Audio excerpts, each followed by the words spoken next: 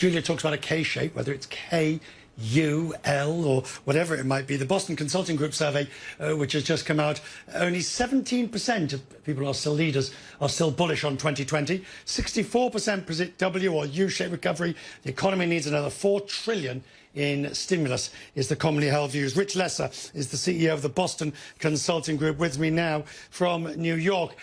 Before we go any further, allow me to let you just vent on what you saw last night.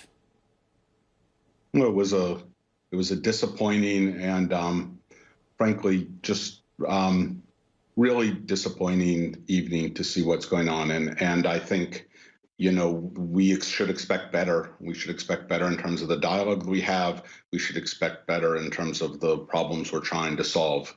But I think what business is most concerned about, what many Americans are most concerned about, is what do we do now and over the coming months to set up for as strong a 2021 and beyond as we can. And we have a lot of work to do, and clearly massive gaps on how our political leadership's going to get it done in the months ahead. If we take it that nothing gets done for the next 5 or 6 weeks, and then there'll be a few more weeks potentially for however long it takes for the election to become clear, and then you've got a transition which, you know, could be taught to us as well. Where does this leave business? Expecting progress on trade deals, say for example with China, to go to the phase 2, expecting some form of tax relief for businesses or help. What happens? Are we looking at paralysis?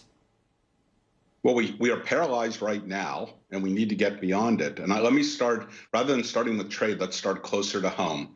We need to keep people safe, and we need to do what we can to get through this period until we have effective medicines and vaccines. And we have a big job to do around encouraging the right behaviors and protecting the vulnerable in a period where we don't yet have vaccines rolled out or medicines approved that can address this. And then we need to get those rolled out, and that will be a hard job. So the best way to support a recovery of the economy is to get past the pandemic. And we have a lot of work to do in the short term and a lot of work to do over the coming year to make that happen. And then we need to invest in the economy to get through this. We need to invest in small businesses. Your prior guest talked about how much risk there is. She was entirely right. To small businesses, to many individuals that are living on the edge at risk of losing their homes. And we need Congress to act to help keep us safe, and Congress to act to help get through the economy. And then, of course, there's a whole range of issues beyond that. But you and I have talked before, and we spent a lot of time on this program talking about the CEO as the moral barometer in an era where there is a vacuum of leadership at the moment. What should CEOs, having seen this situation, having seen last night, and knowing the division and the discourse, what should CEOs be doing? Well, look, I think first you need to be a human being, and you need to realize how many people are in distress watching this play out on their screens.